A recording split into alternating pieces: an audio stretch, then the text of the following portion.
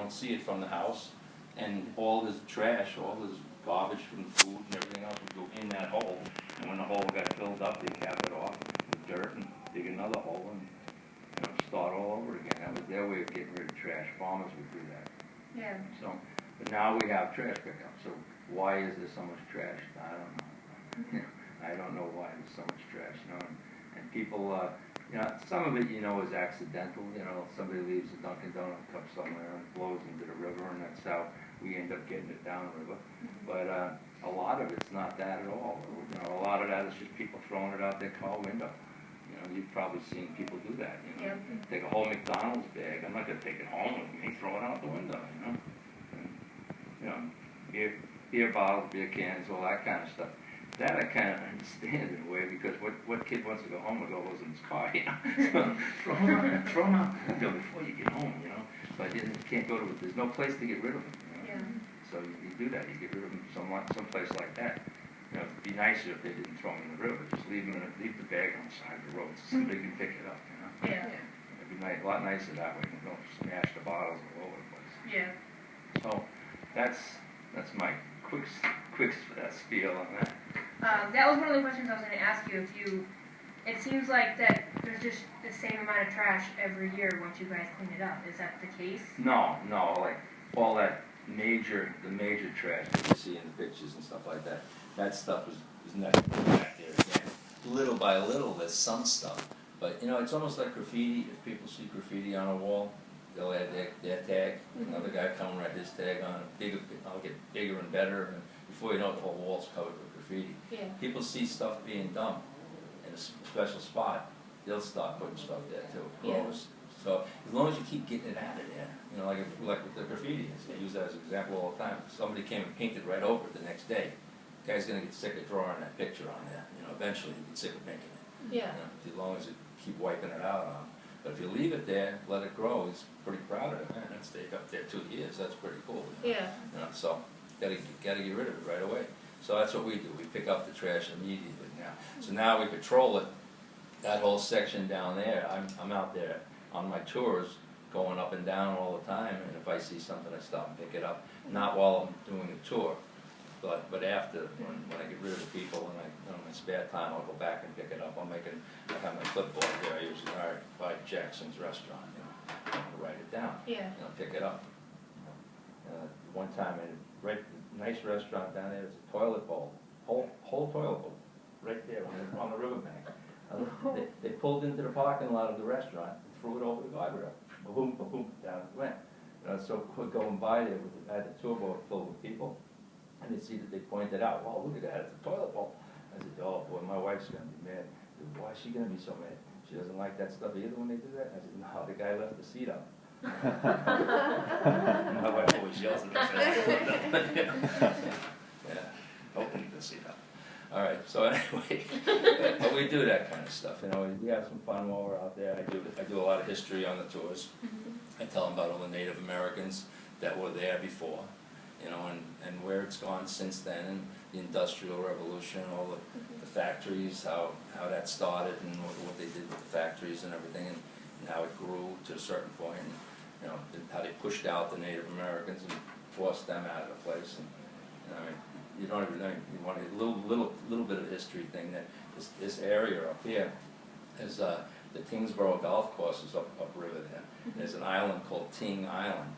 And it was named after Colonel Jonathan Ting. He was what they called it. They called him a great Indian fighter, and what he really was an Indian killer.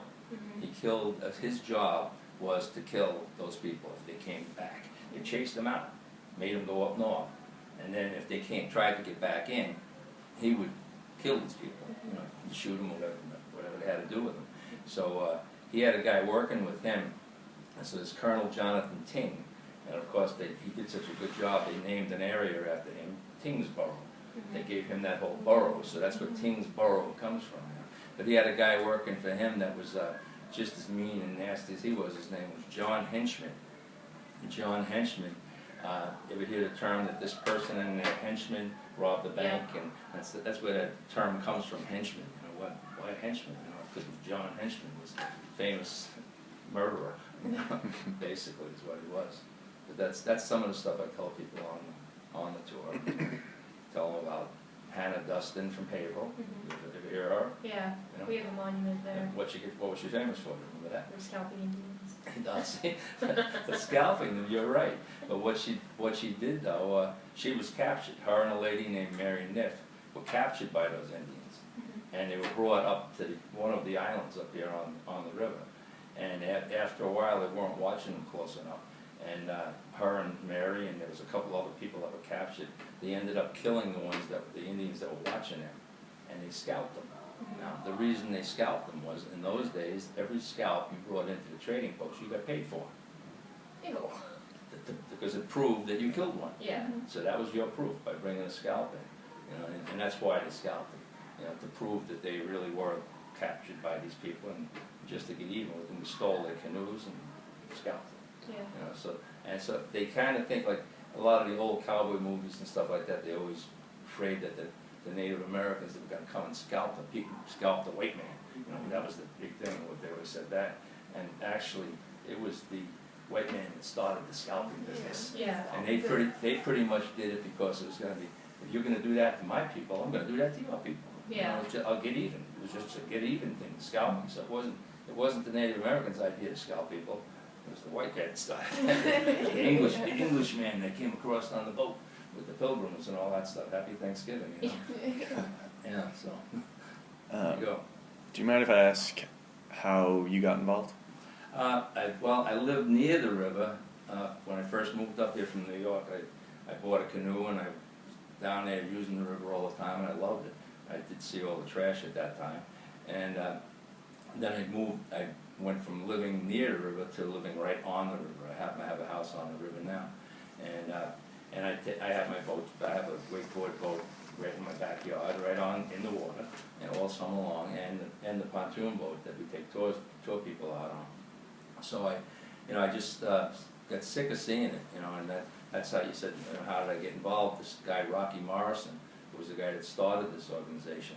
If you look on our website, you see pictures of Rocky. He has a lot less hair than I do. I'm not shaving my head to be part of this club, you know.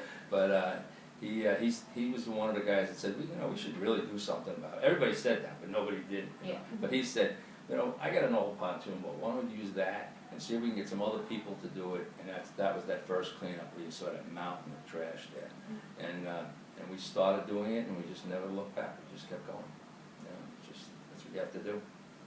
You know, it's people say, well, why doesn't the town do it? And yeah, well, we used to say that. You know, we'd call the town of Methuen, for instance, and we tell them that, you know, this is ridiculous out here, all this junk, trash land. Why don't you? Who's going to do it? How about your Department of Public Works people? We get them down there to do it. Yeah. No, we have enough trouble cleaning the town without worrying about cleaning the river. Yeah. So you couldn't get them to do it. The state wasn't going to do it. They weren't sending anybody in to do it. So we started doing it. It's kind of like when you think about it, you say, you know, how could we ever do this? Just so much. It's just so much. But take a little bit away, it's not so much now. A little bit less, a little bit less, a little bit less. So we keep doing it, and like the toilet bowl last summer. that only stayed there one day. And I was back the next day and threw it on the boat. In the dumpster it went.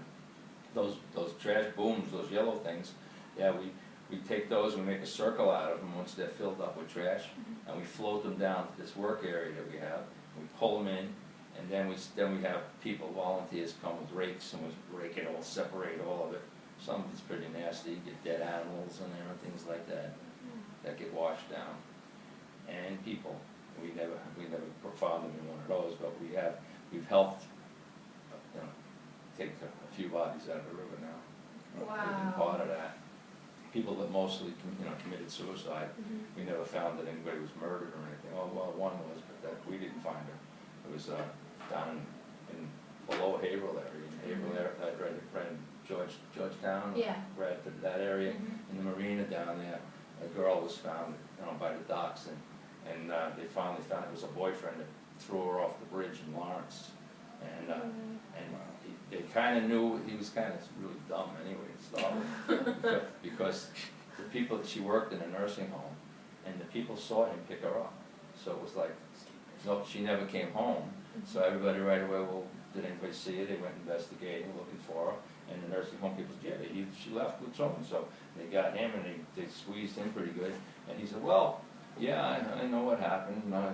We were on the bridge and she was fooling around and she went over and that was that. And didn't you call the police? Why wouldn't you call the police or something? He said, well, I was kind of scared because this is his whole story, you know. It was the best he could do, which is pretty stupid, you know. But when they found it down in the yacht club down there, she was all duct taped. Her feet, her hands were all duct taped up, so she didn't duct tape herself up and throw herself over. You know? She wasn't sitting on the thing and just fell over, kidding around. He murdered her and threw her over. So he's in jail now. Good, Forever. good. That's good. Good, yeah. Wow. All right, so what do you want to do? I want to do the interview now? Yeah, yeah, yeah.